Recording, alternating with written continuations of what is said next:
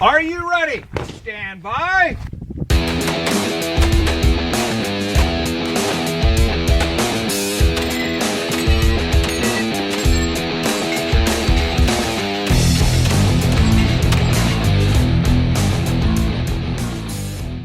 Welcome to the Three Gun Show, episode 104. I am your host, Dave Hartman. My guest this week is Black Arsenal and new Lucas Oil outdoor line shooter, Zach Weaver. Zach is going to take us step by step in how to break down and plan a stage, but before we get into the interview, I want to thank you for downloading and listening to the show. The Three Gun Show is a weekly podcast dedicated to the fastest growing shooting sport, Three Gun. Each week I bring you a new episode featuring one of the many awesome personalities in Three Gun, and we talk about training, gear, match strategy, funny stories, and just generally have a great time. If you like the show, there are multiple ways of supporting the podcast, including using our affiliate links when you shop at Brownells, Amazon, Cabela's, and Optics Planet. Just go to threegunshow.com/support for the links. Now, I also want to tell you that you can get a copy of the Three Gun Show match checklist free by going to threegunshow.com/checklist. Just enter your email and you will receive a free PDF download that includes everything that Jansen Jones takes with him when he travels for a match, as he told us in episode 30 of the podcast. Now, I created this checklist for myself, and it helped me pack for hard as hell, so let it help you too. Now, like I mentioned before, Zach is going to give us a step-by-step guide for breaking down and planning stages, which is something we can all improve. So grab your notebook and enjoy this one with Zach Weaver. Zach, welcome to the show. Hey, how's it going, buddy? It's going fantastic, man. Hey, I'm totally pumped to have you on here because, Zach, you and I have like a long-standing relationship now. We've been buddies for quite a while since I approached you about doing the Three Gun Born to Three Gun t-shirts last year, and you absolutely knocked it out of the park. And I got some time to spend with you this summer, watch you do some work in your day job. And I'm excited to share your knowledge with the Three Gun Show audience. So, man, I'm totally pumped that you're here. Well, thanks for having me, Dave. It's awesome. I'm honored to be on the show, and I'm glad you got to stop by this summer and kind of check out what we do. Yeah, it was pretty cool. So, for people that don't know, in your day job, you are a tattoo artist, right? Yeah, I'm a tattooer by trade. I've been tattooing for about the last 12 years. Tattooing has really allowed my wife and I to be able to travel all over the country, and it's an amazing thing. And for the last 7 years, I own Conception Gallery, which is in downtown St. Joe, Michigan. And Dave, you can attest to this. I mean, it's a beautiful city right on Lake Michigan. Yeah, it's ridiculous. I was blown away by how gorgeous it was, and just like a 10-minute walk from your gallery there is like a beach with actual sand and people running around in bikinis and playing volleyball and stuff. It was crazy. Yeah, and 10 minutes is a 10-minute walk is even pushing it. Yeah. Well, yeah, and like I had to do the brain check. Like, am I in Michigan here? Like, in Colorado, we don't have any bodies of water that big, so you can't see across the edge. And then, of course, there's a beach. It was kind of a mind game there. Yeah, it's really weird to be out in the middle of the Midwest, and we took it for granted growing up here that there's a huge lake here that we just kind of like, oh, whatever, it's Lake Michigan. We don't want to go there. Yeah. But people travel from all over to come here. Yeah, it was pretty cool. So I got to I guess I don't know, observe, shadow, whatever you for a day, and you had one appointment, and it just happened to be with a gorgeous blonde, and you were putting a tattoo on her back, and you claimed that you didn't plan that. I did not plan that. I had never met that girl before. I had no clue who was coming in. For all I know, it could have been a big trucker. Well, luckily it was I guess you got lucky. Yeah, luckily it was the former, but yeah. So to watch you in action was pretty cool. So Zach, we kind of covered your background a little bit here. I know a little bit about you, but tell the audience like how you got into competitive shooting. So it all started with my buddy Kurt. Kurt and I have been shooting together for a while, and one day he posted a video on my Facebook page. It was a Jerry Miculek video of Three Gun, and it was one of those things like we watched it and we're like, "Whoa, this is really cool. We need to try this." And that's kind of where it ended. We kind of got our stuff together, built a couple backyard three-gun stages, nothing special, just kind of playing around. And then as we started to look, we realized there's a club 5 minutes from my house that has a 3-gun program. And we just kind of like, dude, let's go check this out, man. We need to check this out. So we snuck down there. We signed up for the first match. No clue what we were doing. I had a rifle with iron sights. I had an 870 pump shotgun that only held 4 rounds, and I had a Glock 19 that I shot the match with.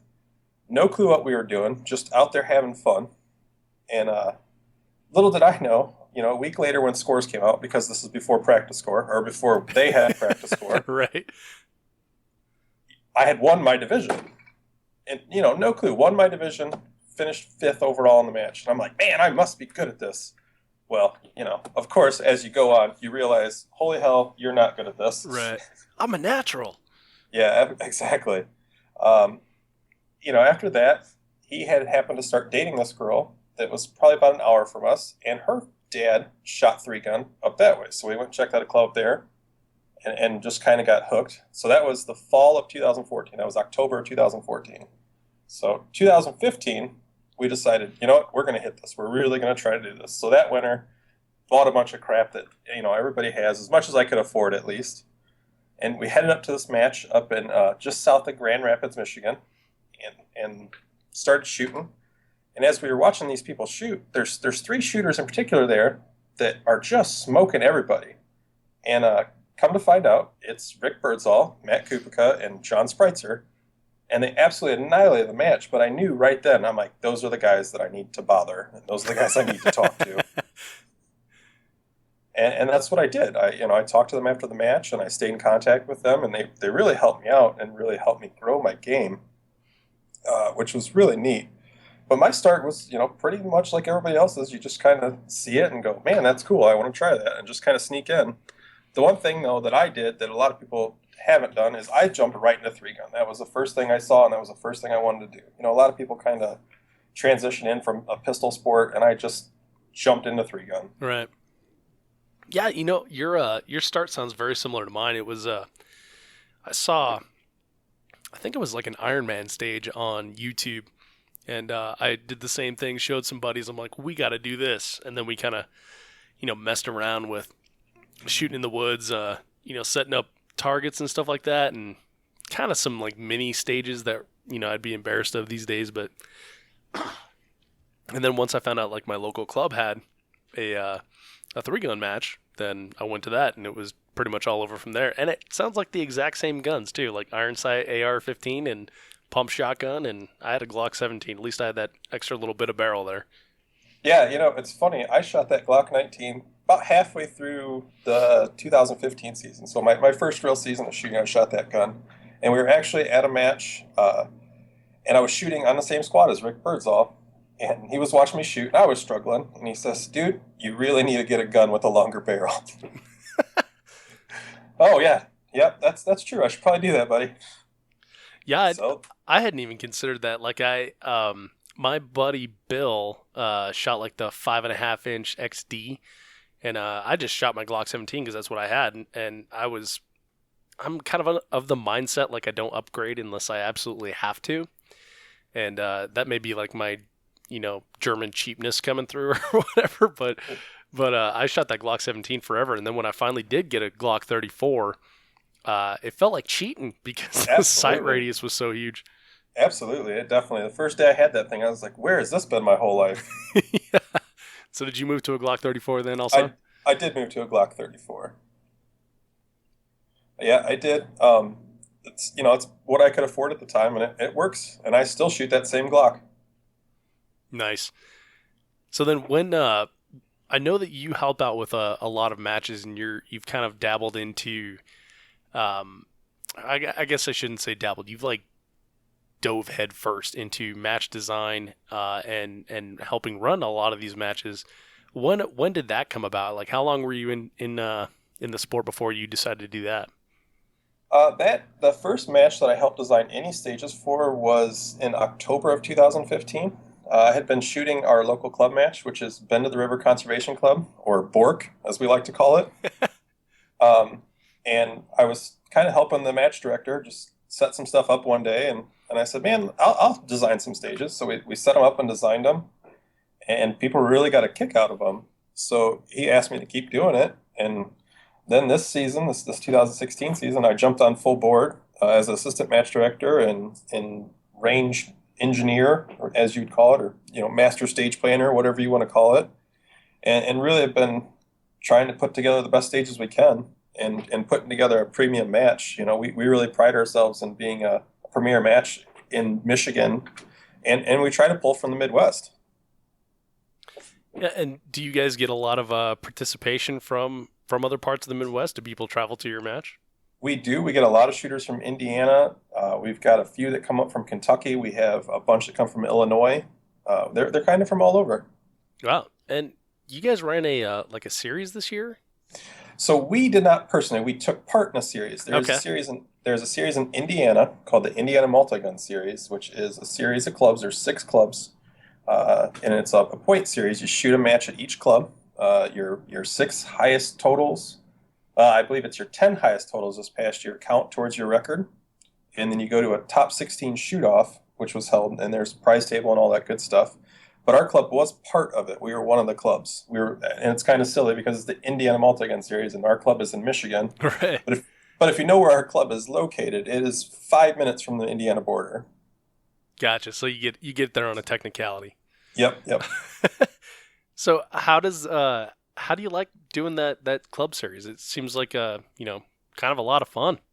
You know what? It is a lot of fun. You get to hang out with a lot of awesome guys. I mean, the way the club series was set up, I think they held 26 matches this summer, just out of the different clubs.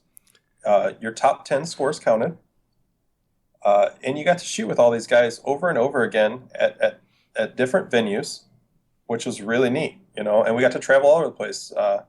We traveled to Southern Indiana and shot a club. There's a few clubs around Indianapolis, one by Fort Wayne, one by Lafayette. I mean, they're kind of all over the place. Well, the cool thing is you're going to, like you said, different clubs, so there's different venues plus different match directors, so it's kind of a different flavor every time.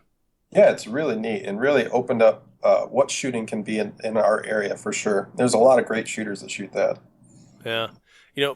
My home state of Colorado, we actually have, 4 matches. And 4 matches now, 4 3-gun matches, so you can pretty much shoot like any weekend you want to. It'd be cool to see like that series thing kind of take off and be adopted in more areas. I do know they're starting to pick it up. I just saw that Missouri is trying to set up one. Oh, cool. A Missouri series, and I believe a few other states are trying to pick it up as well. Nice, you guys are like pioneers.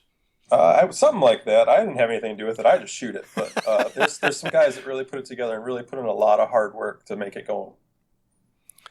Well, Zach, one of the things that you and I have talked about frequently is stage breakdown, and that's what we're here to talk about today.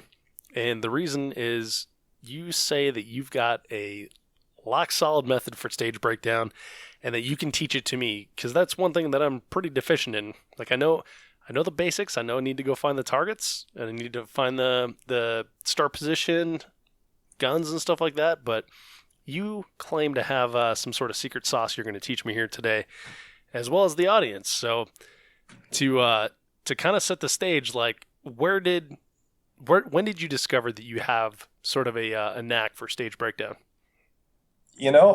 Just after traveling to those matches and being able to walk up to a stage and see it and kind of walk through it and have a good stage breakdown pretty quickly. And then these other guys are struggling. And I'm like, what, how do you don't see this, guys? And I don't know if it's because I have a creative background. I come from tattooing and I've been an artist my entire life, that I have more of a creative background so I can see things a little differently. But I don't know if it's a secret sauce, but I can definitely kind of walk you through some things and kind of get you going, I believe. Well, you shoot with a lot of like engineer types, which seem like completely the opposite end of the spectrum of creativity, right? So. Oh, it absolutely is. So me and my shooting buddy Kurt Wendt, he is completely opposite of me. He's an engineer and super. I mean, we fight about stage plans all the time. Him and I will argue about every stage plan, and usually we'll figure out a good stage plan. But it's funny because we just see things completely different. Me and my shooting buddy Bill are the same way. We'll argue about stuff, but we never come to like the same conclusion. We always part ways and like, well, let's see how it works. That happens on occasion. That happens on occasion, and that's part of it. There really is no perfect stage plan. Yeah. You need to shoot what works best for you. That's the first most important thing you can do is you need to shoot a stage plan that works for you. You need to shoot a stage plan that you can execute every single time.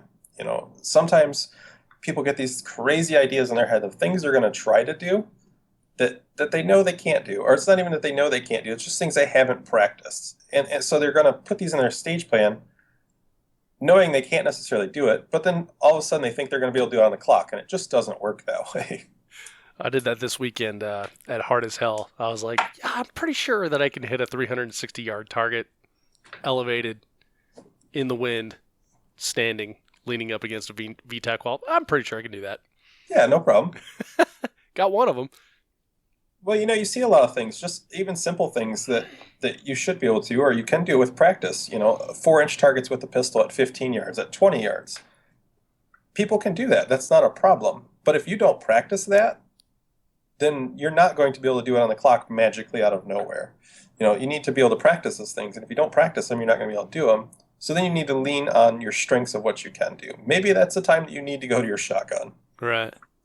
Well, so it sounds like you're kind of incorporating some of the mental game there too, where you have to remove the ego of, I should be able to hit that 4-inch target versus I have not practiced that 4-inch target, so I'm going to go to my shotgun.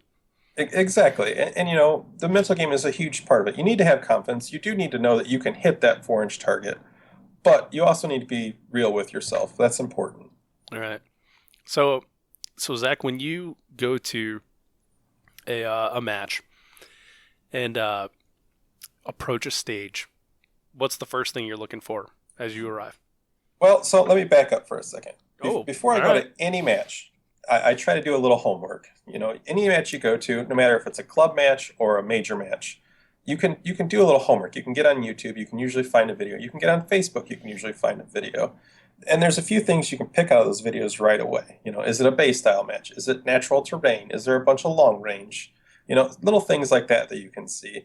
And every match, every stage designer, whether they like to admit it or not, has tendencies of things they would like to do. And it's tendencies that if you watch a couple videos, you can kind of pick up on it. Do they like, just very simple stand deliver stages? Do they like to use super technical stages with hidden targets? Just so you can prep yourself going into that match. And it's really easy to do and takes no time at all. Okay, so how do you physically do that? You go to YouTube and say you're going to, your local Bork match. Do you just type in BORCC and... Yeah, if you type in BORCC 3-gun, a ton of videos will come up. You can click on them, watch the most recent ones, kind of see the stages. So many people, make videos of their stages now. Right. Not only want they help themselves, but they want to show everybody else what they're doing. So you can find these pretty easily. I mean, almost every match I've ever gone to, all these little club matches, anything I've ever gone to, I've been able to pretty easily find a video of somebody that's shooting that match. And it doesn't mean you have to hover over the video and completely break it down, but just get an idea of kind of what you're going in for, Right. So then you can do the same for a major match, like, say, the Rockcastle Pro-Am. Absolutely. You go into that, you can see what you're going into. You go into a 3-gun nation match, you can kind of see what you're going into. You go into a Rocky Mountain 3-gun, you can see what you're going into. And they absolutely do have their own flavor, too. Oh, absolutely. As a guy who's traveled all around the country this year and shot a ton of different matches, they definitely have their own flavor. So you're doing your recon at home, you're looking on Facebook, and you're checking out YouTube and stuff like that. What types of things are you looking for other than, kind of like stand and deliver and things like that? Are you looking for maybe round count? Is it going to be like a heavy round count, or am I going to have to do a lot of running? Or typically it's not so much round count that I'm looking for. I'm looking for specialty targets. Do they have a Texas Star? Do they have a Death Star? Do they have an Amish plate rack? Do they have clay flippers? Things like that. Specialty props. Do they shoot from rooftops or swinging bridges? Just little things that you can kind of wrap your head around before you get there. Yeah. Okay. As far as round count, that's not a huge thing. That's going to change every match, but you can at least get a feel for the way the matches are run. If there's a bunch of natural terrain where you're running, you're going to be able to see that. Or if it's a base style match where you're going to be hopping around a little bit more, you're going to be able to see that. Right. And if you're looking at a video and another video and another video, and in each one of them, someone's shooting from like a reverse roof. Then maybe you need to go find a slanted wall and there's a good chance it's coming. Yeah, exactly. Yeah, and that's a good point. They do like to get multiple uses out of those props that they build too. Oh, absolutely. And I know, as a stage designer myself, I try to break out of the norm, but I know all my stages kind of lean one way. They're a little more technical with a lot of options. And people know that coming to our match. When they come to one of my matches, they know that the stages are going to have a ton of options and they're a little more technical. They're not so much stand in this box and shoot these targets. They're find the targets. Yeah, so the match I shot recently is Hard as Hell, so that's going to be, that was like a couple days ago, so that's going to be coming up in my head quite a bit as we go through this conversation. There was one stage out of 9 where there was options. Okay. And so that would be something that you could figure out if you looked at a lot of the videos. Like, okay, so everybody's shooting shotgun at those, everybody's shooting pistol at those. Yeah, you can tell that it's a little more dictated over the optional targets. Right. Whereas your match, or like, most 3 Gun Nation matches, save for nationals, they have a lot of options. That's true.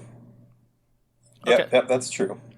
Okay, so once so how much recon do you do? How long does that recon usually take? Honestly, an hour maybe. It doesn't take very long. Okay, so this isn't like a 3-week process, right? No. And a lot of times, especially if you're shooting club matches, you might not know 3 weeks in advance what club your match you're going to shoot. Yeah. So, I mean, the night before, hop on real quick, gets you a little heads up. All right, I got you. Just to jog the brain a little bit. Yeah, just to mentally wrap your head around what you might need to do. If you can do it earlier, that's awesome. That way you can throw it in your practice routine for that week. But if you can't, just to get your mind around what you're going to be doing. Okay. So you're not totally surprised when you get there. Okay, so we've looked at some YouTube, we've watched some Facebook. What do we do then? So let's say it's the day of the match. Well, let's say we're talking about a club match at the moment. Okay. Because, that's kind of who we're leaning to at the moment. So club match, the biggest thing you need to do, the first thing off the bat, is you need to arrive early. That's a huge thing. So many shooters want to arrive right when sign-up starts, or, they're always kind of rushing around at the last minute. Arrive early if you can. As early as you can, based on what you can do. If the range doesn't open until 6 a.m., don't get there at 5 a.m. Right. But get there if you can. Typically they're out there an hour before registration opens. So get out there an hour before registration opens and kind of walk around. Even if you don't have a written stage brief, you can walk each stage and see what's out there. You can walk down, in the stages downrange and count the targets. It's a really simple thing to do that a lot of people don't do. They can walk downrange and count the targets. It doesn't matter what firearm you're engaging those targets with, but as long as you have a number for each stage, you can figure things out down the road. I gotcha. And then another thing you can do is even if you, again, still do not know what firearms you're going to be using, you can go into the shooting area of that stage and just see where all the targets are available from. It doesn't matter if that's a pistol target or a rifle target. You know that it's available from this port, and you could take notes on that, so that when you get to the point that you have a written stage brief, you've already got your notes taken. That oh, that's where this is. Now you're just putting the puzzle pieces together. Okay, I need to engage this with the rifle. Okay. And that's a big thing. And when I say take notes, I literally mean take notes. Draw yourself a picture. Do whatever it takes to get this in your memory. So for a club match, you actually bring like a notepad and write things down? Absolutely. Okay. Interesting. Yeah. And you can do this, obviously majors, you can do this as well, but you might as well do it at club matches too. If you're going to do it wholeheartedly. I gotta apologize if you hear me coughing. I'm definitely coughing over here, but I think we can work through it. But so it's interesting you mentioned the notepad, because one of the things that I've found this summer that really helped me was stages that did not have any sort of match booklet or description, and then I just brought my my sheet of paper out, drew them myself, took distances on the targets with my rangefinder. And I found that I referred to that a lot less than I would have if it was an actual printed stage description. So I use that in major matches, but it's not something I would have considered in a local match. So that's interesting. Maybe I'm not taking it serious enough. Well, the thing is too is it just depends on your local match. You know, if you come to a match like ours that is a little more technical with a lot of targets, a lot of hidden targets, it's probably a good idea to take a little notes that way you're not surprised at a hidden target.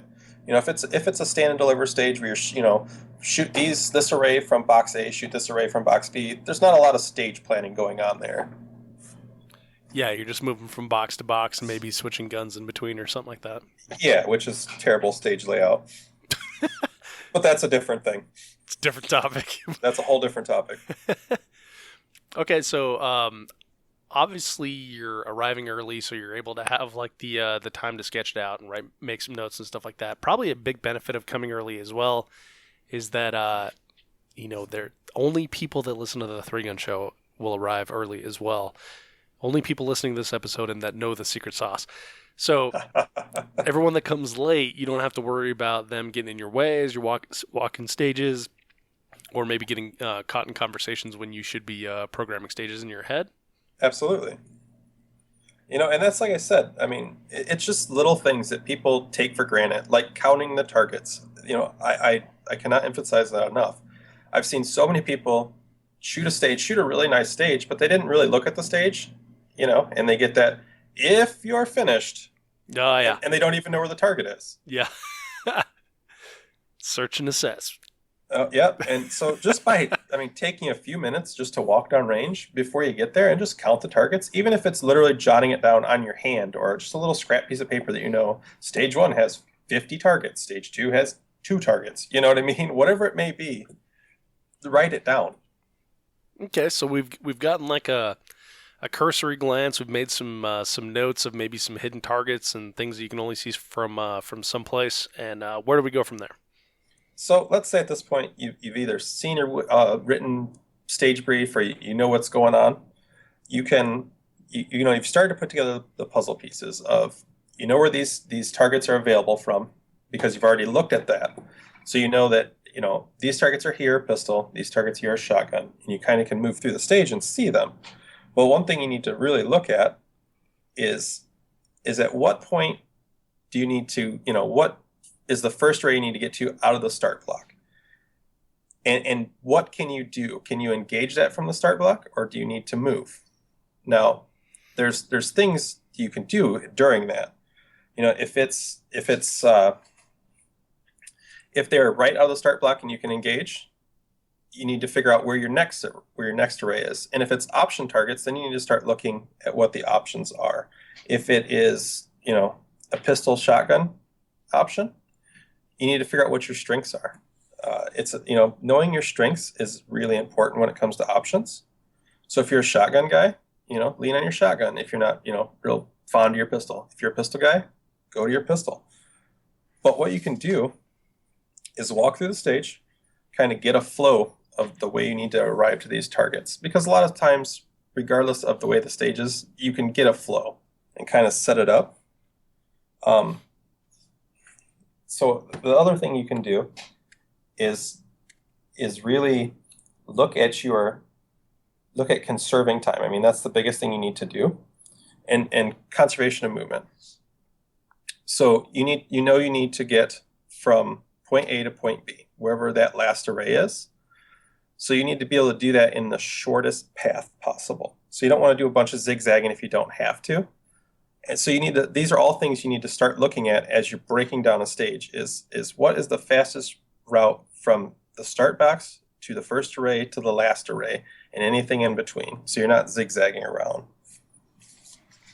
Got it. So you're looking for like a straight path from ostensibly like the beginning of a stage to what appears to be like the end of a stage, and trying to minimize movement from side to side in between there. Absolutely. Because that's one of the biggest things that you see people kind of lose time on is the jumping around back and forth when they don't really need to be. Yeah, for sure. And there was definitely a couple times I did that this last weekend here. I can think of one stage where we were shooting like in a trailer where you had to like be on your knees most of the time. And I ended up going forward to shoot some targets on the right and then back to shoot some targets on the left. And it just lost a ton of time. What if I had just stuck to the left and and gotten those targets before I moved on to the right, I wouldn't have had to backtrack. Yeah, or a lot of times little things like that. I mean, obviously I haven't seen that stage, but a lot of times little things like that, they'll go into an area and back out of an area to get in there when you could have just kind of stood in the middle and turned your body and hosed through the targets that way. Yeah. Yeah, So, that's a good point. yeah, and the other thing you need to take into consideration right off the bat is the least amount of firearms typically is going to be the fastest because you're already eliminating transitions. Oh, I gotcha. So, with that being said, there's times where if you're not a great pistol shooter, maybe you shouldn't shoot a whole stage with pistol, and kind of work with your strengths. But so you've kind of figured that out. You figure out, all right, this stage is let's say pistol shotgun, and it's all optional, but there's some papers in there. And, need to look to see if there is any mandatory targets on that. A lot of times shotgun clay targets they are what they are. They have to be shot with shotgun. Yeah. So I don't let's think say I've there's a ever lot seen of it. options around it. I don't think I've ever seen a clay target that was an option. I've never seen the one that was an option. Yeah. I've seen clay targets you have to shoot with other, with a pistol or with a shot or with a Right. rifle, Yeah. but never as an option. Yeah. And then conversely, like there's a lot of paper you see as options as well that can go from either pistol, rifle, or slug. Yeah, absolutely. So what you do is, like I said, you can find these mandatory targets really quickly. If there's a clay, bam, okay, that's got to be shot with shotgun. So then you can look around that. If there's any optional targets directly around that, take advantage of that shotgun or take advantage of whatever firearm you have around that mandatory target. There's no point. We've had stages where you put out 2 clays just to force people to go to shotgun, and people will pick up their shotgun and shoot 2 times and then put their shotgun down. Yeah. That's ridiculous. Don't do that. Right. Your shotgun's loaded, ready to go. Pick up those targets. So you're thinking if you have to pick up your shotgun, you should minimum be shooting whatever capacity your division allows, right? Absolutely. Now, do you see? So when I think about stuff, I frequently think like, well, if I need to make a reload, I have 9 rounds in my shotgun, and it's going to take me X amount of time to load 4. I said X instead of what it actually takes, just to make myself look good there. But then with pistol, you have 23 extra tries in your magazine, and it's a lot faster to stick that load than it is to quad load up to capacity of 12 is what my tube does. No, you're absolutely right. I mean, pistol, if you're a proficient pistol shooter, it's always going to be faster. But not everybody is, and there's targets that you're just not going to be able to shoot. I, for one, I shoot the pistol pretty decently, but I'm a better shotgun shooter. I load faster. I can do a lot of things with the shotgun that I feel more comfortable with. So a lot of times just taking that extra time on shooting the shotgun, just the extra 1/10 of a second to slow down and shoot the shotgun, whatever it may be, and really focus on going 1 for 1 is better than throwing 4 or 5 misses per target trying to pick it up. Yeah. Even though you have those 23 rounds, it's still better. Yeah, and same for shotgun, and you throw 2 or 3 misses, and now you got to do another quad load. Oh, absolutely. And another big thing with the stages is just understanding what needs to happen in the stage, like understanding how to neutralize every target on that stage, whether it's, making a steel fall or 2 hits on paper, whatever it is just from the get-go, understanding how to neutralize every target on that stage. A lot of people don't do that sometimes. You'll see them go up right at the line and go, what was I supposed to do with that target again? Yeah. So just little things you can pick up during your stage walkthrough. Looking where you need to dump a firearm or retrieve a firearm, looking where your start location is. The timing of specialty targets like spinners, drop turners, tossed clays, things like that. Just being able to look at the time on those so you're not surprised that all of a sudden when that clay shoots up in the air, how fast it shoots up or how far it shoots up. Right. Those are little things you can just take a look at, and it'll really help you down the road. You might be able to pick up another target in between there if you have enough time. Yeah, it's true. A lot of people wait for, the popper and then the clay that pops up. When some of these little, tiny little clays, they go so far in the air that they're up there forever. So you've got. Yeah, you got a ton of time. Oh yeah. a ton of time to take a bunch of multiple targets that are, maybe static, or tossing more birds in the air or something like that. So again, every stage it's a case by case situation. You never really know what you're getting into, So it's hard to just say like one flat out, this is how you break down a stage. But there are a lot of things you can look at. And like I said before, execution is absolutely the most important thing you can worry about. Making sure you develop a stage plan that you can execute every single time. Not trying to play any magic when the clock goes. Right. So so speaking of that, and you mentioned your shooting buddy Kurt earlier that you run stage plans by. Do you think it's beneficial to have someone at your level or maybe a level above you when you're walking stages? Because then you kind of work to the same achievable goals? It's both, really. If you can have someone that's at your current level, you can really figure things out better for yourselves. You understand how you shoot and to the level you shoot. If you're walking a stage with a pro, and they might shoot something completely different, but they have a different skill set than you do. Yeah. That's not saying it's bad to walk it with them. They're going to pick up things and show you things that you had no clue were there. But, if their stage plan, is running by these 5 steel targets at a full speed shooting them, that's probably not something you're going to be able to do. Yeah. So, it's little things that you can take from that and break down to your skill level. But walking with somebody that is your skill level really helps, for sure. So, things like that, you can really judge, and understand what you can do. Like I said, you don't want to plan something where you're at a full sprint trying to shoot steel, because you're probably not going to be able to do it. So don't plan it that way. You want to plan it exactly how you can execute it. And maybe that leans towards the safe side. But if you can shoot it clean and shoot it, possibly going 1 for 1, you're going to make up a lot of time there. Yeah, it's a funny point you brought up there, or not funny, but interesting point of shooting it clean and shooting it safe. Tim Yackley is a very, very good shooter, right? He won TAC Ops Division in Pro-Am this year. I got to shoot with him on his squad at Gen 3 gun.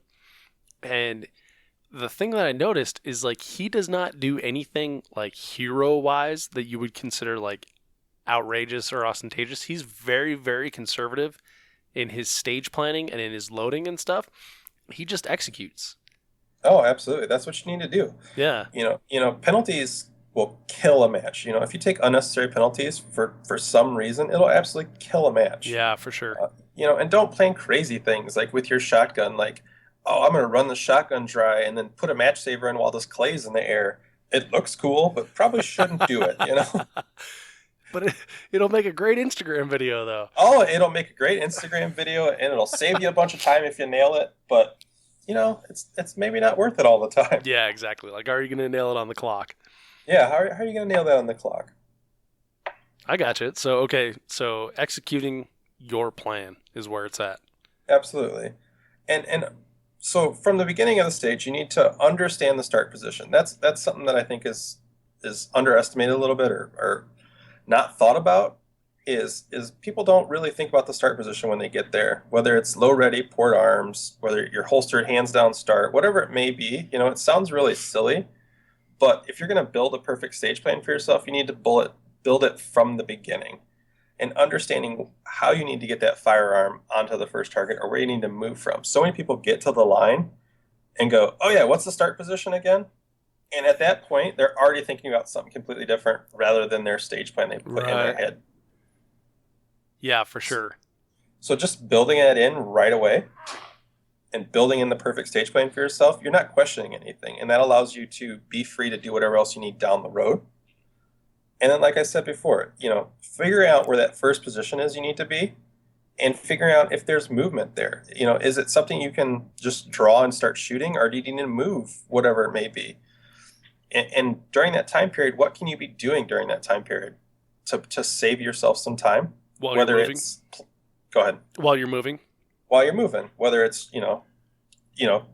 loading up or topping off your shotgun or whatever it may be, drawing your pistol, whatever you can do in that time frame. You know, I mean, drawing the pistol sounds silly, but I've seen a lot of guys run out of the box to the first position and then draw their pistol. Yeah, I'm totally guilty of that. I've done that for sure. You see it a lot, you know, and a lot of people do it. So it's just little things like that you can really save time on. Dude, I would throw another one in there that you may not see at a lot of local matches, but definitely some of the open terrain matches is charging a gun. You may have been carrying that rifle on your back for like 30 minutes, but now you need to charge that thing before you shoot it, you know? Yeah. And, do that when you're going. Oh my God. I watched myself on video throw down like 15 seconds of like not shooting because I was trying to charge a stupid gun, you know, taking that first dry fire hit and you're like, crap, and then rack it. Yeah. Yeah. Yeah. It gets away from you quickly. And the pistol too. The pistol is an easy one as well because, you know, we're used to, especially if you shoot a lot of pistol matches, you're used to like out of the holster, on the target, blam, blam, blam, instead of like out of the holster, either load it and rack it or just rack it, you know, if you're, depending on the start condition. So getting that programmed in your head as well, I think, like you said, for starting positions, knowing your first move, knowing your transition move and stuff like that seems huge. Oh, yeah. And like I said, I mean, it sounds silly, but so many people will flub up on that for no reason. And like I said, when you go up to the line and if you have to question what the start position is, you're already not thinking about your stage plan. Yeah. And you're already falling behind. Yeah, and questioning the condition of the gun, too, for that matter. Absolutely. So, and in your stage plan, too, you know, so the biggest thing is a lot of times, if there are optional targets, you need to decide how you're going to take those optional targets, what you're going to take it with, and that's just knowing your strengths, you know, and if you can work in practice to know your splits, that helps too. You know, I mean, obviously your pistol splits are going to be a little slower than your shotgun splits typically, but like you said, you have a lot more chances to make them up. So that's kind of something you need to decide on your own, just by knowing your own strengths.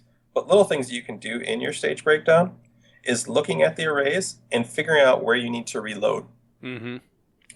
So many people will either just run the gun dry and reload then, and they don't really think about it, or they don't really think about where they need to reload or what's easiest to reload. You know, for myself, let's say the shotgun, because that's what takes up the most time reloading, typically. So with the shotgun, you know, if you're need to go from array A to array B, let's say there's 3 arrays, A, B, and C. But there are 5 yards between A and B and 10 yards between B and C. It's probably better off if you can manage to reload in that area that there's 10 yards because you have more time. And it's little things like that people kind of bypass. They just kind of go, oh, I just need to reload. Get shells in the gun because I'm not shooting. You know? Right.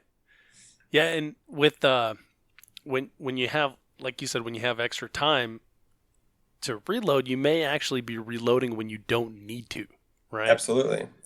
You know, that's something too. Anytime you have a little extra time, you can be reloading, but there are times where it might not be exactly what you need to do based on the way the stage is laid out.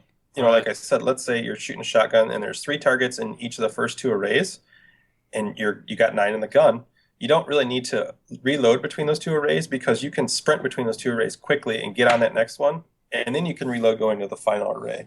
And this is where I said, like, every stage is case by case. You do need to figure out what you need to do and where you need to reload. But there are times when you don't have to wait for the gun to be dry, you know, especially like in the case of the pistol. A lot of guys will run their mag dry and then dump it, or they'll try to go something crazy, like they have 23 rounds in their gun, and they're like, okay, I'm going to shoot to the 22nd and then reload, when there's plenty of opportunities to reload before, even if you have to discard a half full mag, but it'll get you through the next array without having to do a flat-footed reload. It's worth it. Oh yeah, and that's huge too, because if you have to, you know, because I know a lot of people think that, oh, well, when it goes to slide lock, I know what's slide lock. Well, when you throw in like the pressure of everyone looking at you, plus the clock, plus like you just dumped your shotgun, you had a shitty run on your shotgun, and now your pistol's dry, I've seen a ton of experienced people pull a dead trigger on a slide lock back. Yeah. You know, and then dump them, and then look at it, then dump the mag, then put a new magazine in, then rack it. You know, and that is so much wasted time right there. Oh yeah, for sure it is, man. And people, people don't understand how much time that is by just having to go to like a slide lock reload or just a flat-footed reload. If you can reload on the move, it saves you a crazy amount of time because you're already having to travel that distance anyways, so you might as well make the time worth it. Yeah. So, okay, so we're planning our reloads. We know, beginning of the stage, end of the stage, we know where our reloads are. What comes next? So picking landmarks for yourself throughout the stage, or trigger points, whatever you want to call them. I call them landmarks, whether it's a edge of a wall, a rock somewhere, a stake in a fault line, a particular target somewhere, or if it's a natural terrain stage, a tree, a knot in a tree, whatever it may be. But picking your landmarks so you know that, like, I have to get to the second stake of this fault line so that I can turn and engage this array over here. So many people go hunting for the arrays with their eyes rather than just like knowing the locations that they need to be in. God dang, I'm an eye hunter for sure.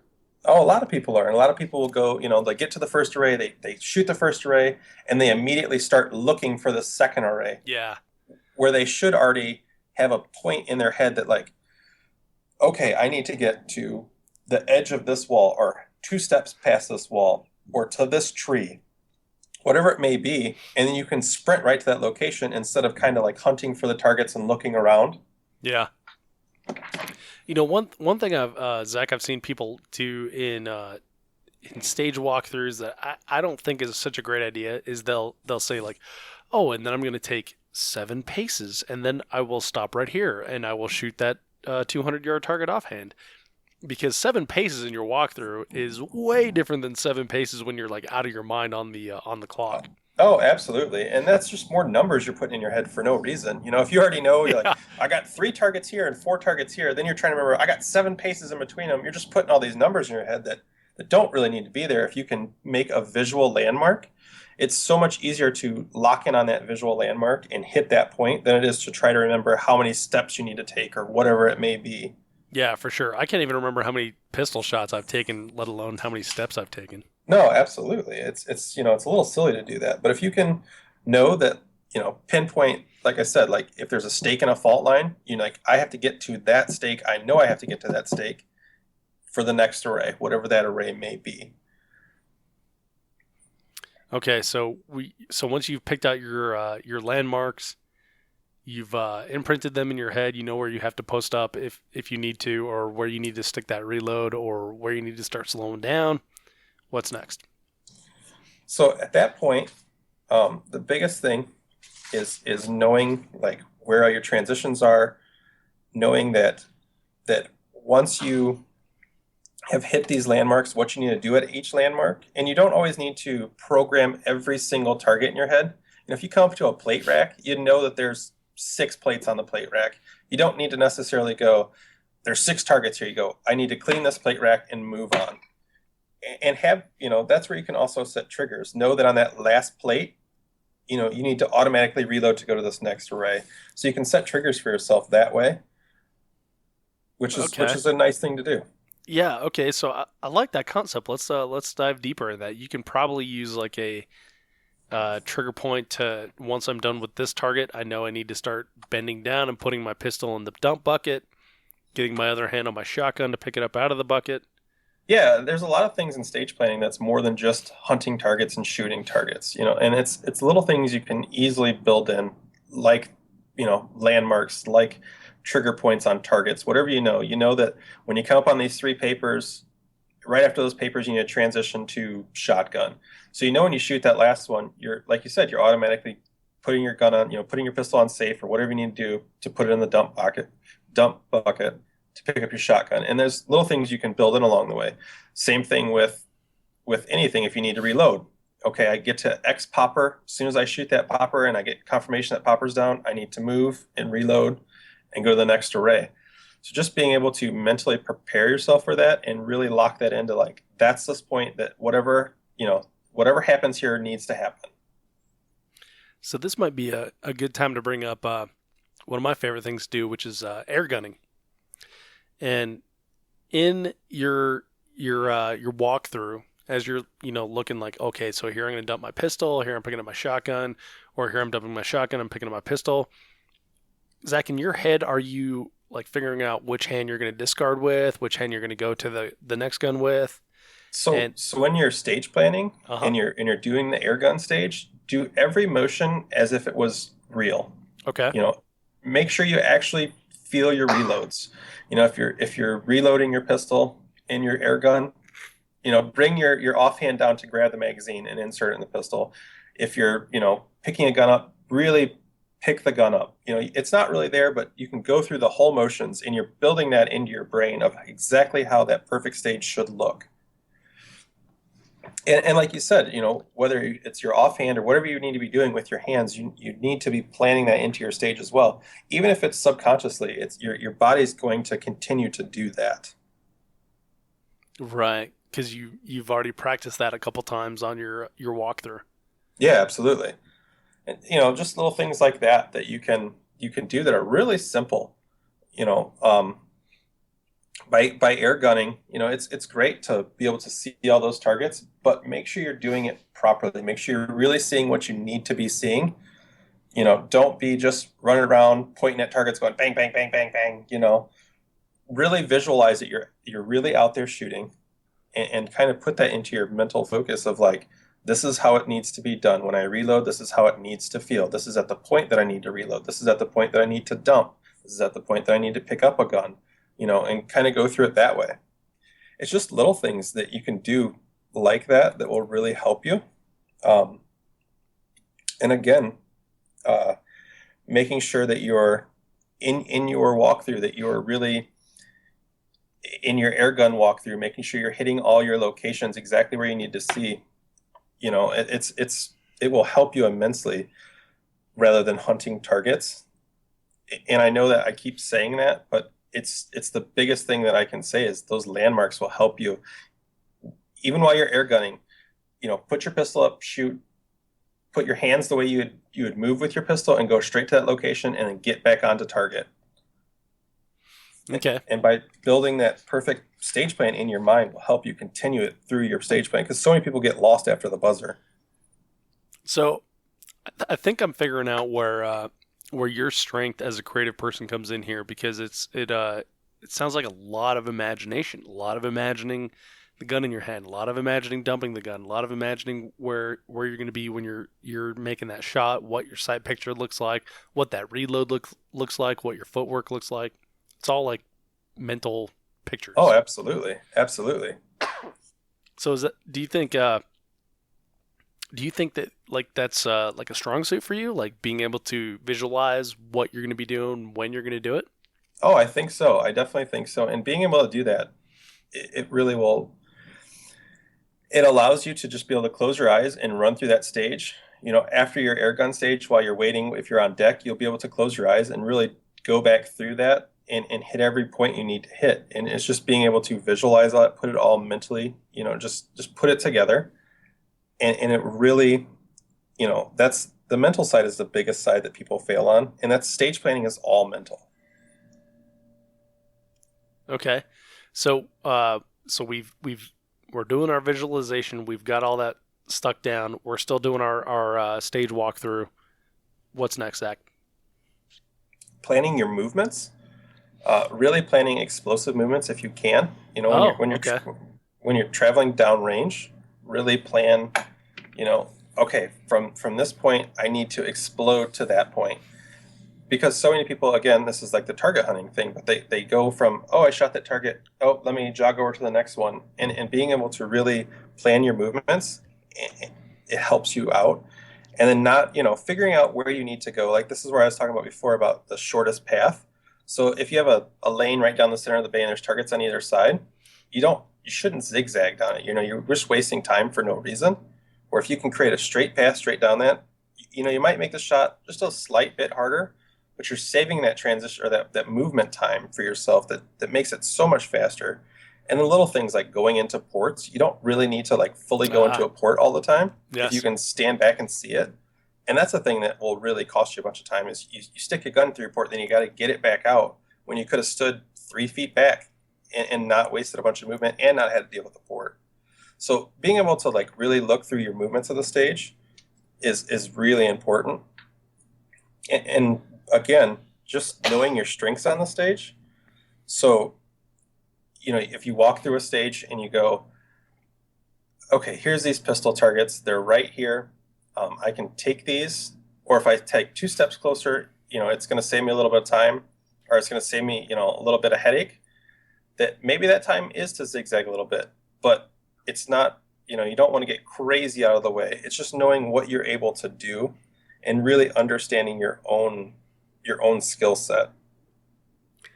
Yeah, I think you said a whole lot right there in just a couple sentences. And I think one of the big things is explosive movement. I see a lot of times guys jogging to the next array or something like that. And maybe that is a lack of confidence of like, do I know where the next target is? And like you were saying, hunting for that next target. Now, when you plan explosive movement, are you thinking like, I'm going to push hard on my right foot, I'm going to push hard on my left foot? Are you breaking it down to that, or are you just allowing the natural flow of your body to take you where you need to go, but just knowing that you need to do it with urgency? I do personally right now, I have been trying to plan it what foot I'm going to lead off of, just trying to save that little extra amount of time, but just really being able to flow. If you can just flow smoothly, that's going to be better off. You know, you don't want to confuse yourself too much. You know, if you know that, okay, if I can explode off my right foot, this is going to make me half a second faster, not even half a second, a tenth of a second faster. You know, it does add up, but in the natural flow of a stage, if you can just make it flow, you know, it's going to feel better, which is going to lead to a better stage for you. But the biggest thing is when you do, you know, like you said, you're jogging on targets, this is where that landmark comes in. You know that I need to sprint to the end of that wall rather than jog to try to find the next target. If you have it in your head that you need to sprint to the end of that next wall, you're going to sprint. Right, and then you're going to slow down and make those targets or make those shots on the move like you had in your stage plan. Yeah. Yeah. Well, I'm not talking about taking the targets on the move. I'm just talking about going from array to array. Right. So another thing that you mentioned, Zach, was getting into ports. And I think that kind of fits into what you're not kind of, it really fits into what you were talking about with zigzagging. I see a lot of guys, if you say you have like a hallway type of situation where there's port, and for the audience, I'm actually waving my hands right now, making a hallway, but you actually have ports on the right, ports on the left, and different arrays at each port.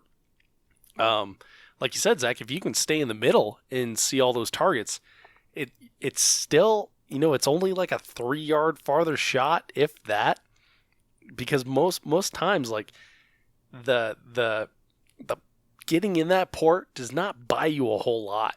And no, it really doesn't. You know, it might make, like you said, it might make the target that much easier to shoot, but you're wasting a ton of time trying to get into that port and get back out of that port. Yeah.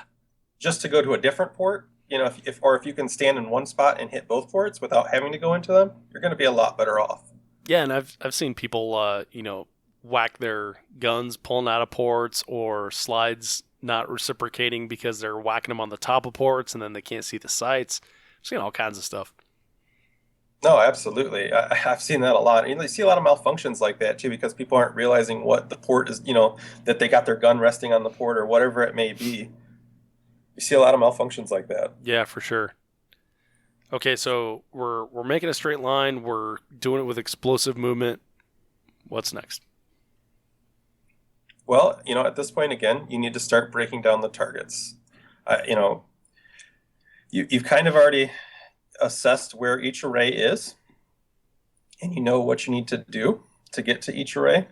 So now you need to start assessing each array individually. Is there an array that is more difficult than another array? If there is, that's an array you need to spend time looking at. You know, how can you get to this array the most efficiently? How can you get through this array the most efficiently? Because those easy arrays aren't something you need to spend a lot of time on building into your stage plan. If you know that there are 3 papers 5 yards away, you can put those in your game plan and move on pretty quickly. You don't have to waste a lot of time on those. But if you know that, okay, once I move from there, there's this hidden paper around this wall and 3 pieces of steel, and then, back a little bit, there's another hidden piece of paper. That's probably an array you need to spend a little more time on figuring out how you're going to get in and out of that situation. Yeah, okay. So it's you're looking for, I guess, the most difficult shot or the most difficult array in the stage.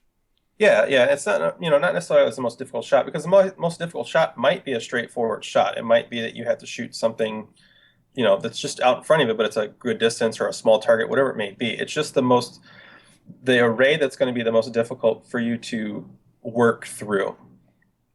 Whether it's, like I said, it could be even like a Death Star, something like that, something that is going to be a little more difficult to work through. Oh, okay.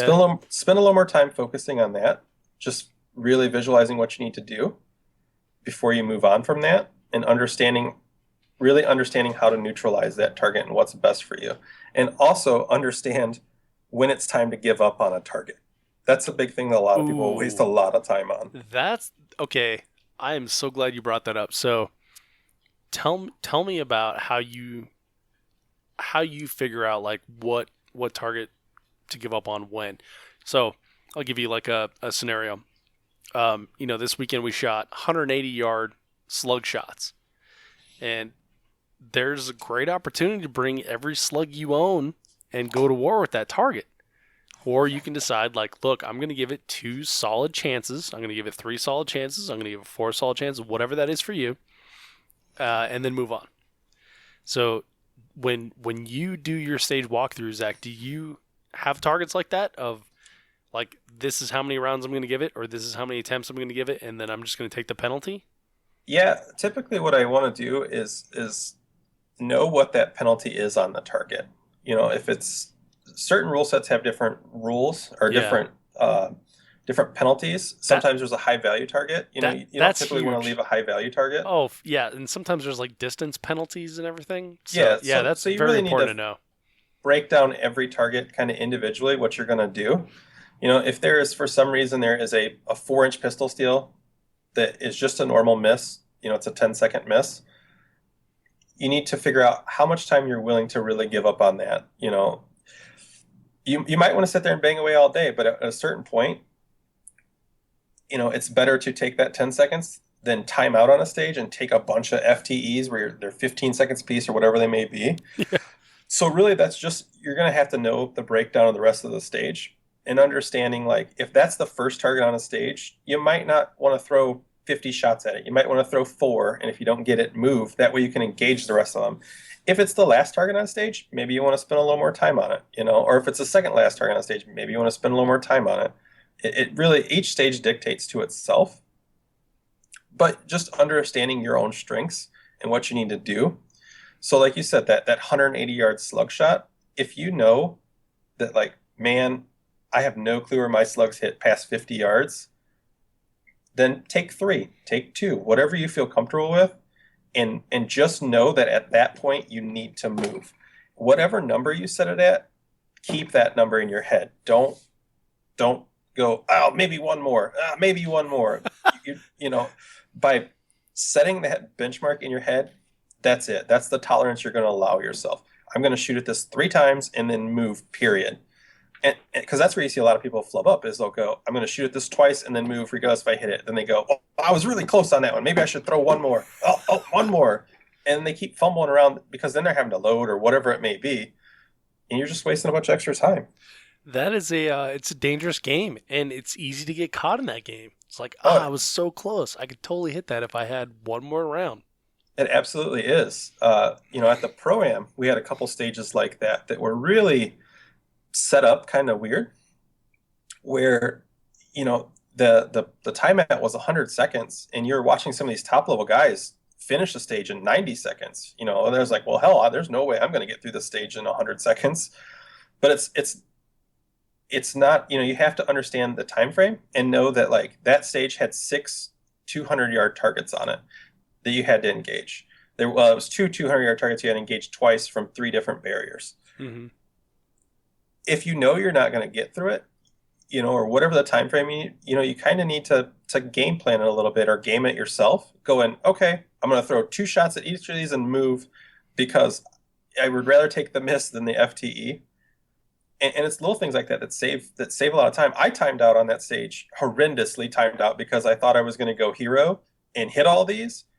And I got on the first set of the long range and just banged away at them and ran out of time. And then I ended up taking 4 FTEs for no reason, where there was a lot of people that had, I don't want to say they had great stage times, but they finished high on the stage because they just ran through it and got done with it. So it's just understanding what the penalties are and understanding the stage. Yeah. I've actually been in the situation where I know that my particular setup, the ammunition I have, the rifle I have, the optic I have, like I'm not accurate past 250 yards, 300 yards, whatever it was. And so I just know, like, look, I'm taking penalties on this one. It's going to suck, but I'm going to do it. Otherwise, I will drop 30 rounds out of my magazine at it and still have the same result. Oh, absolutely. I've had to do that as well. There was, again, at the Pro-Am, actually, this past year, there was a stage that the misses on long range were only 10 seconds, and they were, you weren't allowed to take a sight picture, so you had no clue the size of the targets. They were like 380 yards. But I knew from watching people that they were sitting down and just banging away at these targets because they were kind of uphill at a weird angle and you couldn't really see them all that well. Where one of the fastest ways to go through it was just literally to pick up the gun, fire 2 rounds, 1 round at each target, and move and take the penalties. Because if you could get through the rest of the stage in enough time, you're already catching up on those people that are just sitting there banging away at it for no reason. Right. Okay, so you have to, know your abilities, know your gear's abilities, decide how much time you're going to spend or how many rounds. Actually, rounds is probably the better way to do it because you know how many rounds you've shot, and it's hard to tell time. Yeah, on a absolutely. stage. And that's one of those things where, you need to set a benchmark in your head, a firm number that you can move on from. Because if you don't, that's when you're going to go, I'm going to shoot till I feel like I need to move, and then you never do. If you X number of rounds, whether it's 2, whether it's 5, whether it's 10, 10's awful lot, but whatever it may be, make sure you actually set that in your head and know that that's the number you're going to move on. Okay. So once we've decided that, where do we go from there? Well, let's see here. So we're out of the start box. We figured out some arrays. We figured out our movement. We figured out our landmarks. We know where our weapons transitions are. So at this point, it's just kind of making it all fluid and kind of making, going back to the beginning. And now that you've kind of started to build some of this again, really walk through that stage again and figure out what you need to do. And the biggest thing is making sure that you can make it all flow. If for some reason you kind of walk through the first time or the second time and you're like, yeah, this is perfect, but I got this weird little movement right here. Look to see if there's any ways to kind of make it flow a little nicer. Whatever it may be, if it's taking half a step back or whatever it is, or not going in quite as deep on a side, something. There's always little ways you can kind of manage yourself around. And it's just being able to really refine that stage plan you have. But then once you have a stage plan, lock it in. Don't try to change it at the last minute because you saw somebody do something fancy that you didn't think of. That's always going to burn you. Oh, yeah. So once you've got that plan in your head, stick with it and don't allow anyone to change your mind. No, absolutely. Because people do that all the time. They lock in the stage plan and they, the guy ahead of them goes, does something spectacular. You're like, oh, I didn't think of that. I'm going to do that. But then you don't know where your targets are. You don't know where your targets are available for because he took a totally different route than you did. And you're going to be better off executing your stage plan perfectly than trying to execute your stage plan or execute someone else's stage plan, at 50% or whatever it may be. It's just not going to work out for you. Right. Yeah. That actually happened to me at the Three Nation Southwest Regional in Marble Falls, Texas, which is Copperhead Creek Shooting Club. Okay. It's a long way to go for that. But we were shooting a stage, and it was me, and of course there was a bunch of other people on the squad, but I was shooting with Keith Garcia, Nick Atkinson, and Rick Birdsall. And I think I was on deck or something like that, or maybe I was in the hole. But Keith comes up to me, he's like, "Hey, did you get the new stage plan?" And I was like, "Keith, I know your heart's in the right place, but I don't have any room for anything else, and I need to execute the one I have in my head." And he's like, "It's cool, no problem." And then he, went and executed that plan, and it was freaking phenomenal. And I executed my mediocre plan, but way better than if I had changed like two shooters down, Oh, absolutely. And that goes back to, talking about executing your plan perfectly, that you're way, way better off to go through and make sure you execute your plan than just trying to do whatever. Like you said, Keith tried to tell you something new and you're like, whoa, dude, that's not, and his plan was probably awesome because it's Keith, Yeah. That dude's awesome. It actually was much, much better than my plan. But you had spent all that time planning that in your head. Yeah. That you're going to be that much better off just by sticking to your guns and doing exactly what you need to do. Yeah, for sure. Well, so Zach, I've got a question for you. One of the Sure. one of the things we kind of I don't know, maybe skipped over, glossed over would be like long range rifle positions. One of the things I struggle with is something feels totally stable during walkthrough, but then it feels not stable whatsoever when I'm looking down my scope at 360, 620 yards, something like that, and feels completely less stable than I had anticipated. So how, obviously experience comes into play in that, but how do you do that during a walkthrough? So it depends on where these long-range targets come on. If they're at the beginning of the stage, you need to figure out how to be able to get out of that position better. So maybe something that's, if it's off a barricade or something, you can reverse kneel. That might be your best option. If it's at the end of a stage and it's long-range targets, like you said, 600 yards, if you can go prone, go prone. It will, it might take you a few extra seconds to get prone, but you're going to be that much more solid. And it's always something you can easily just figure, you know what I mean? Like you go up to that barricade and yeah, you can stand up and you're like, oh man, this feels good. But like you said, who knows what it's going to feel like on the clock. So if you can already plan in to go prone, even though it's going to waste that split second time to get down, it's going to be that much better off for you. So any way that you can lock in a stable position, do it. Don't try to get fancy and shoot off the top of a barricade, whatever it may be, if you don't have to. Yeah, so it seems like maybe you have like a hierarchy of stable positions, like prone would be number one, and then from there would be, I don't know, double kneeling pushed up against a barricade, then reverse kneel, then standing, pushed on a barricade, et cetera, et cetera, et cetera. Yeah, et cetera. And that's like one of those things you need to practice on your own and understand your own abilities to know what's most comfortable for you. But if you know that I can get down and reverse kneel off this barricade and shoot these targets and go one for one, because you've practiced that, over saying, oh, it's going to save me time if I can just run down and slap the gun down and start shooting standing up. Yeah, you're going to get into position faster, but if you're not stable, it's not worth the time you saved. So just being able to practice those positions and understand where you are comfortable at. Yeah, so it's a balance then of stable versus quick getting into and out of that position. Absolutely. And that's I shot the Southeastern Regional last year in Florida, and they only had one long range stage, and the long range portion of it was at the very end of the stage. And we looked at it, and I'd planned to go right off the top of the barricade because I'm a fool like that. And I actually squatted with Rob Romero, and he was looking at us and talking to us, and he goes, dude, anytime you can go prone, go prone. It's worth it. I'm like, oh, well, if Rob's telling me this, it's got to be true. And it really is, especially in a situation like that where you don't have to get back off the ground.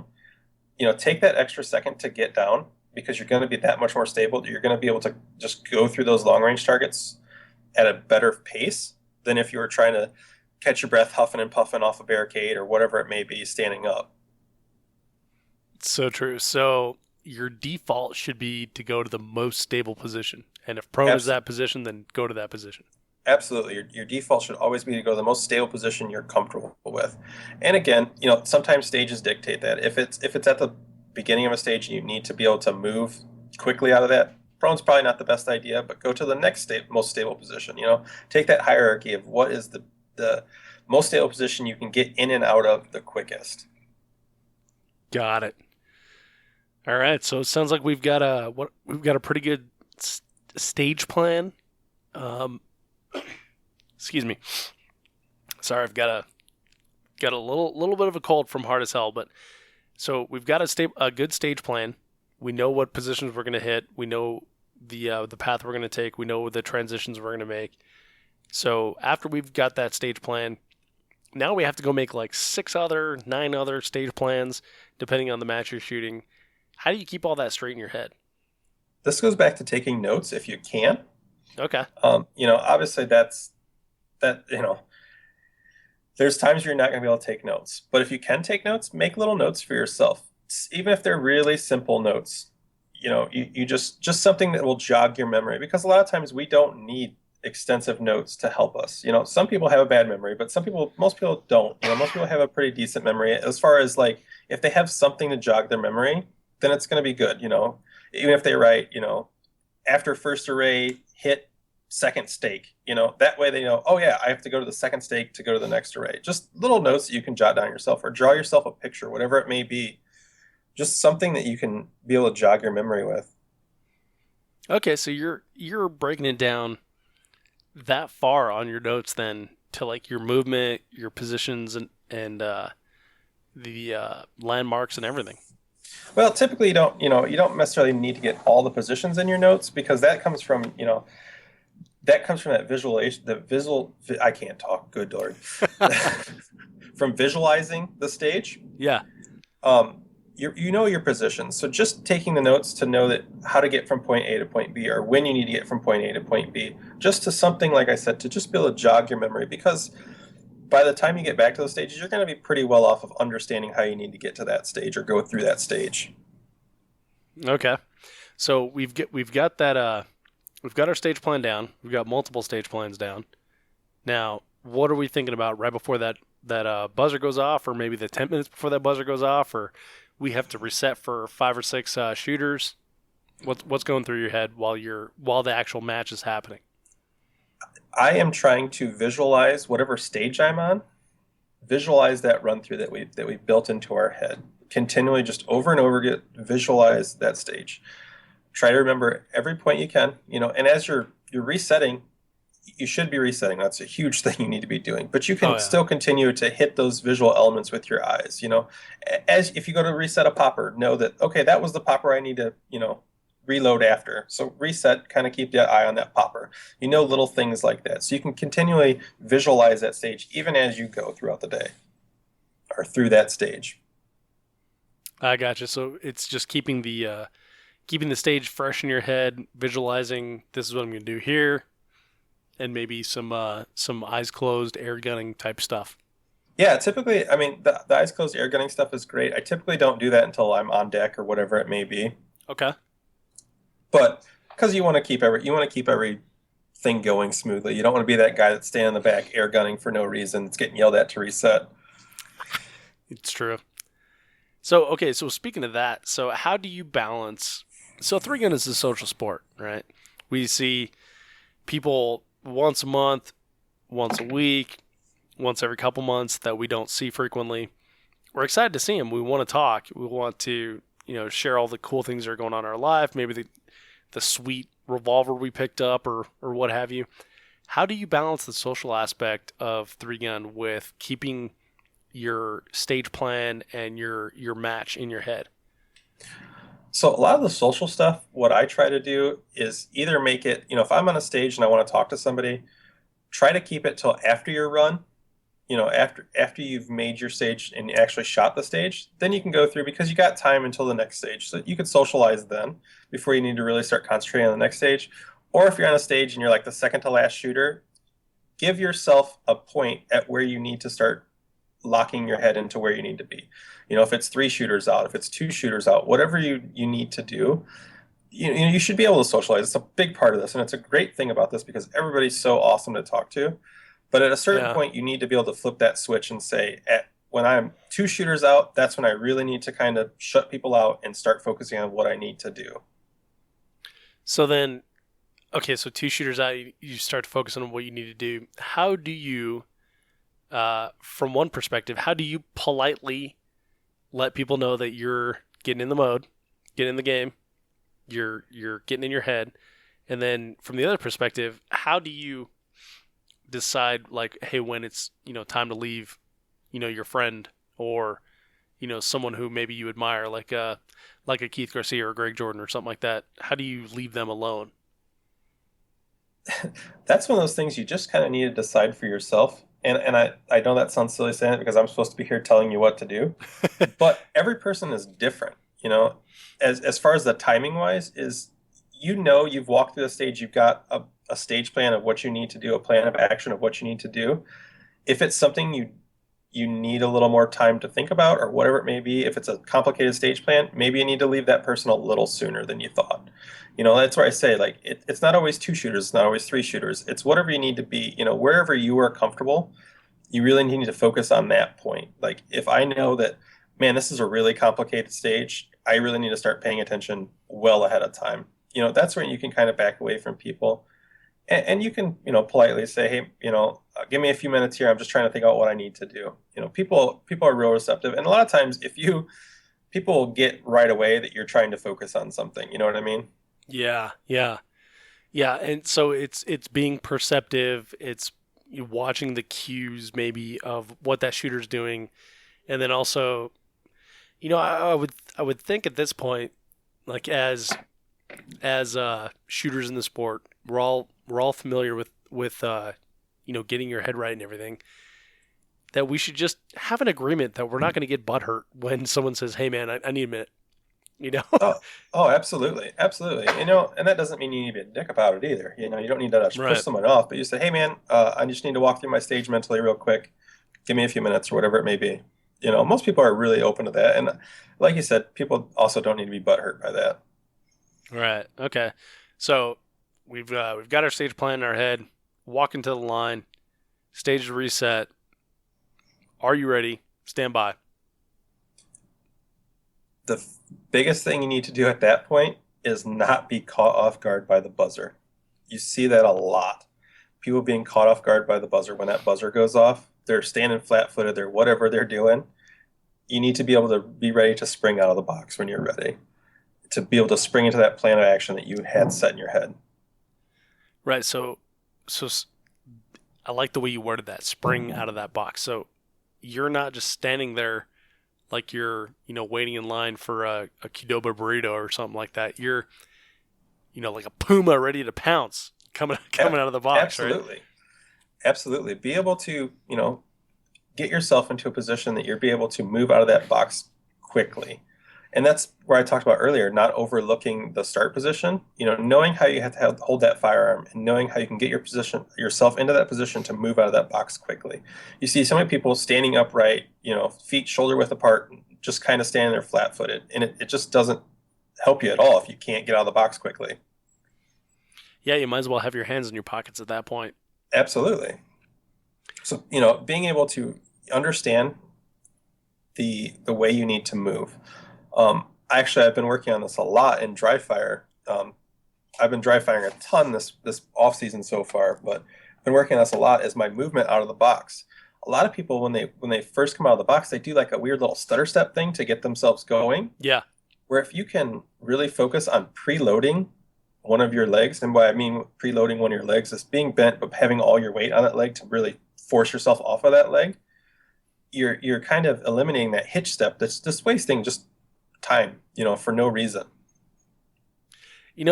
I'm glad you brought that up because I was in Omaha this summer and I was shooting with Jason Hintz and Lance Dingler happened to be there. Lance Dingler, Team Benelli, and we were running some drills. And after a few drills, Lance has like a real subtle way of helping you out, and you almost have to try to figure it out like Confucius or Yoda or something like that. But he's like, why are you leaving the box like that? I'm like, I don't know what you mean. And he's like, well, when if you're playing football, you want to leave with this foot. You want to leave with the foot that you're to the direction you're going to. And I was like, yeah, I don't know. I don't play football. And he's like, well, you watch football. I'm like, I don't watch football. He's like, well, baseball. I'm like, I don't play baseball. He's like, yep. you know, ad nauseum, right? But once he like demonstrated like, this is the foot that you're stepping with, he explained it in that way, and it was a way to back into the off foot. Is exactly what you just said, Zach, is that you need to have all your weight on that, and you need to be preloaded because you're going to move with the foot toward the target first. Yep. So if your target's to your right, you're moving with your right foot. Target's to the left, you're moving to your left foot. But he backed into the exact same thing that you just said, and that was huge. Like that's something that I took away from that one little range practice session, and put into every friggin' stage I've shot after that. Oh yeah, being able to just really push yourself and spring off that back leg or whatever leg it is into position does save time.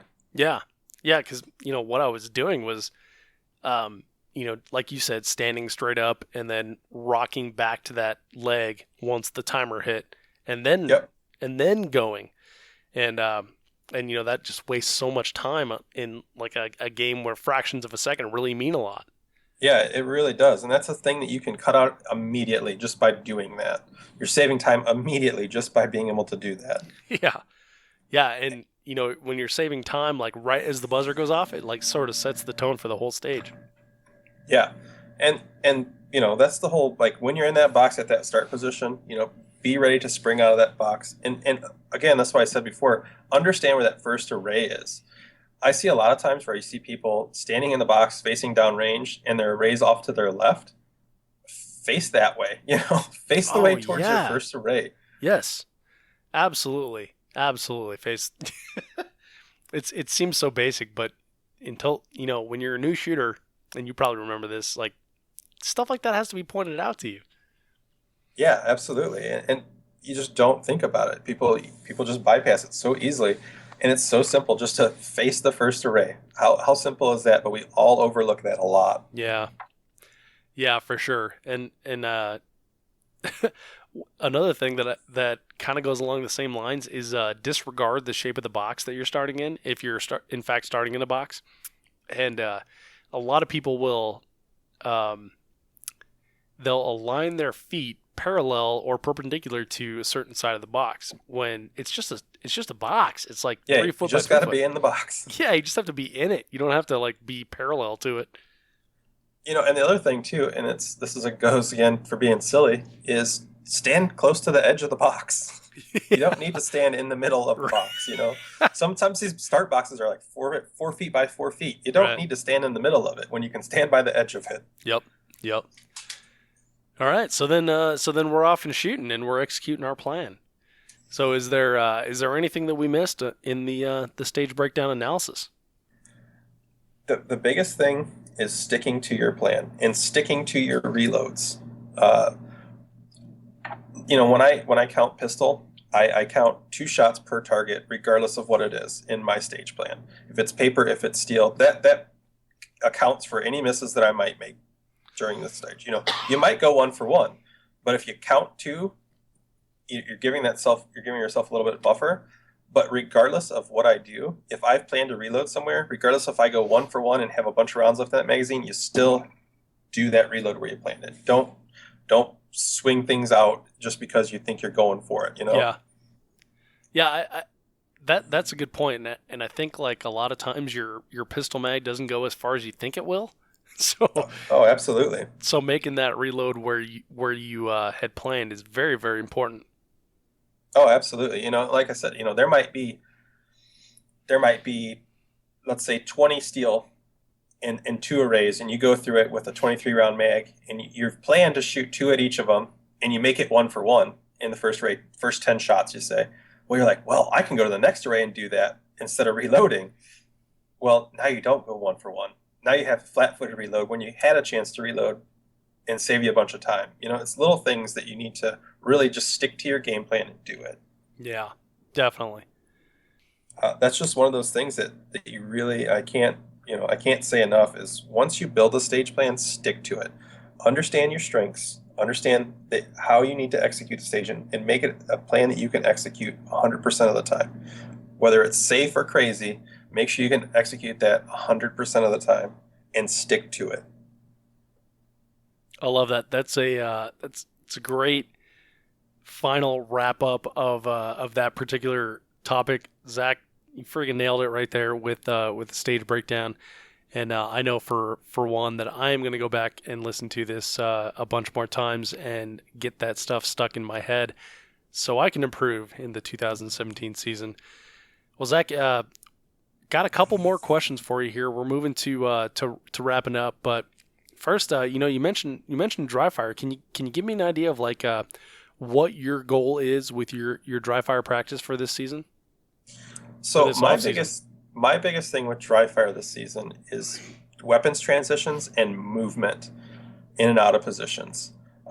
You can dry fire a lot. You can stand in one spot and shoot a dot and whatever you need to do dry firing.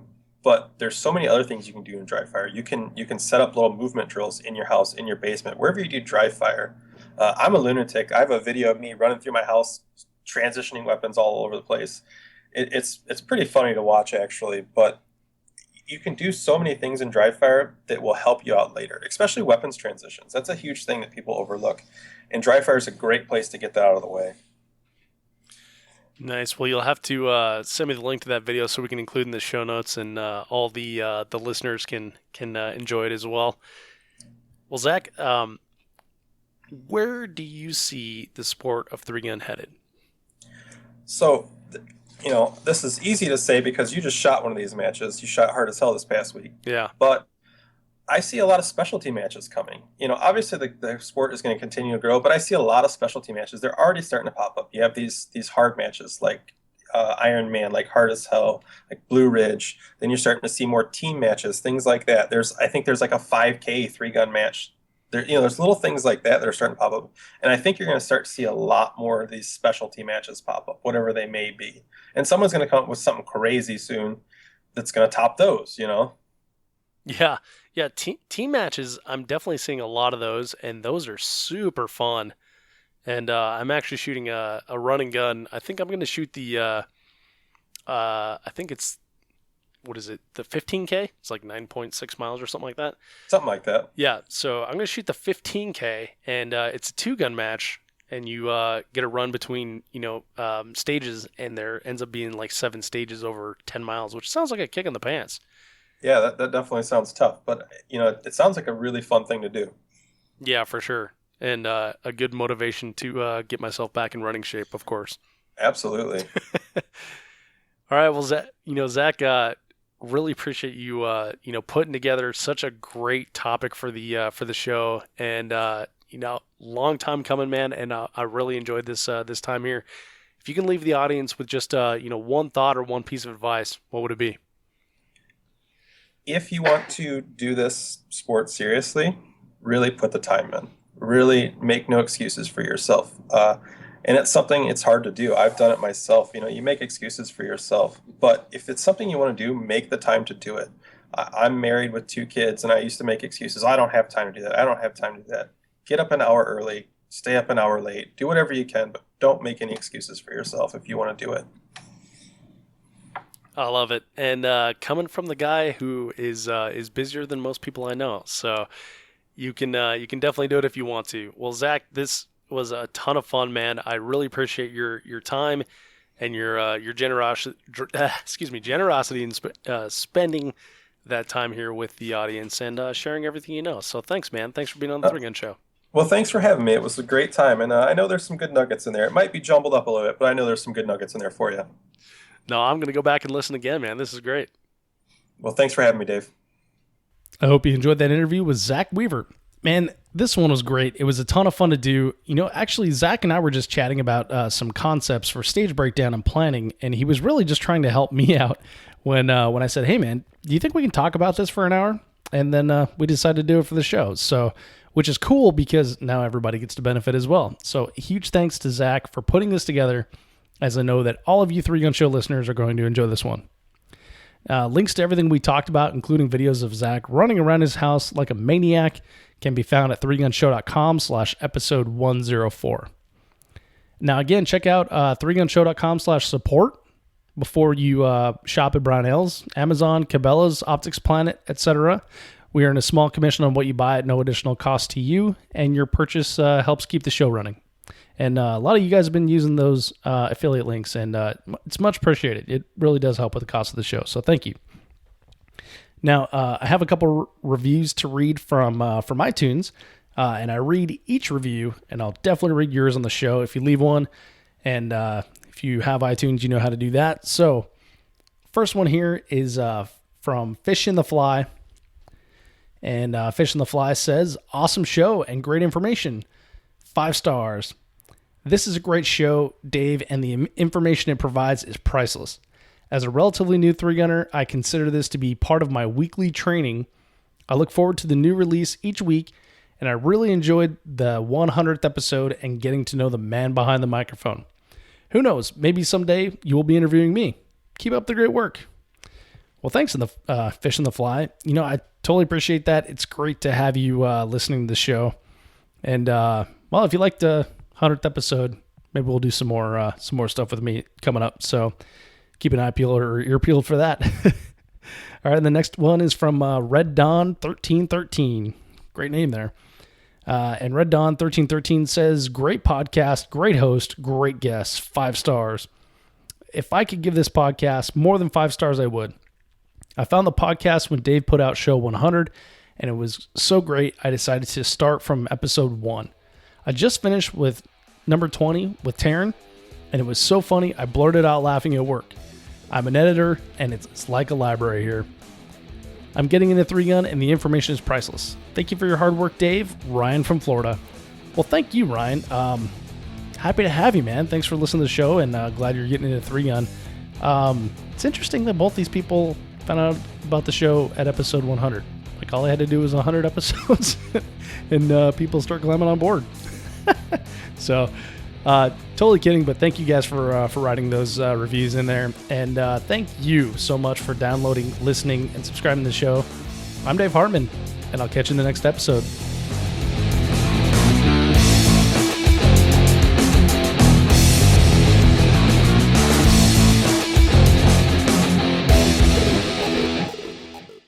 If you are finished, unload show clear.